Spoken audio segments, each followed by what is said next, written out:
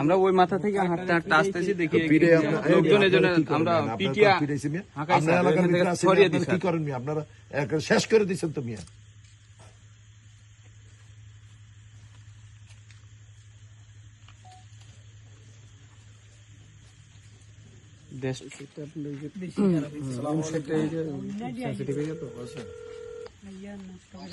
হ্যাঁ ওসি সাহেব, জি জসিম বলছিলাম।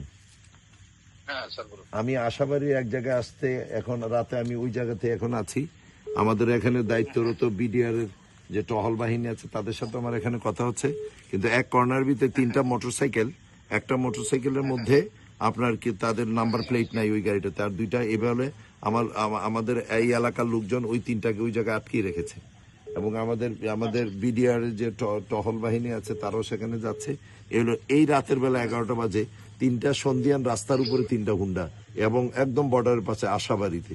দেখেন এটা কি অবস্থা। একটু আশাবাড়ি ঈদগাহ, এখানে ঈদগাহ মাঠে এখানে আমাদের ওই যে আমাদের বিডিআর বাইরে এখানে আছে, বিজিবি এখানে আছে আর কি। এটা একটু তদন্ত করতে বললেন। এই 3টা মোটরসাইকেল কার, একটার মধ্যে কোনো ইও নাই, ওই যে হুন্ডার মধ্যে নাম্বার প্লেটও নাই, বুঝছেন তো। এবার এটাতে খুব স্পর্শকাতর, একটু প্লিজ একটু দেখবেন। আমরা এখন আটকে দিই আপনার গাড়ি 3টা, আমি এদিক দিয়ে একটু টল দিই।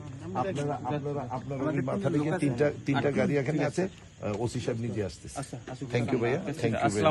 আপনারা প্লিজ শুনেন, আপনারা আমাদেরই একজন, আপনারা এই সরকারকে সর্বাত্মক ভাবে সহযোগিতা করবেন। আমার দেশের প্রধানমন্ত্রী ইতিমধ্যে আপনারা দেখেছেন জিরো টলারেন্স করছে মাদকের বেলা, দেখেন নাই?